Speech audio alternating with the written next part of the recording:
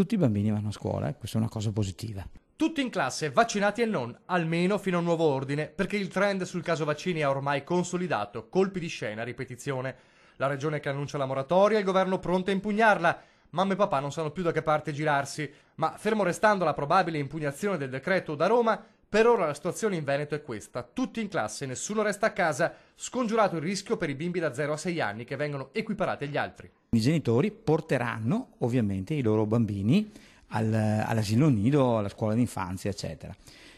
Dopo dovranno ovviamente dare un'autocertificazione nel momento in cui sappiano di essere i loro bimbi hanno iniziato la vaccinazione, oppure comunque verrà segnalato alla ULSS da parte dei nidi d'infanzia, eccetera, che questo bambino ancora deve avere la vaccinazione. I genitori verranno contattati dall'ULSS, che chiederà di poter vaccinare i bimbi. In caso di mancata risposta, i genitori verranno chiamati per un colloquio e se decideranno di restare fermi sulle loro posizioni, pagheranno la sanzione prevista da 100 a 500 euro. Da questa non si scappa, ma nessun bimbo sarà lasciato a casa.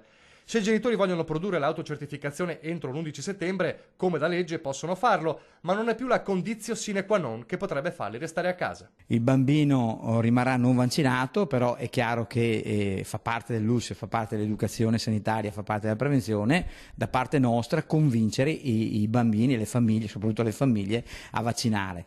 Rischio epidemie? Per nulla, secondo il numero 1 della sanità trevigiana.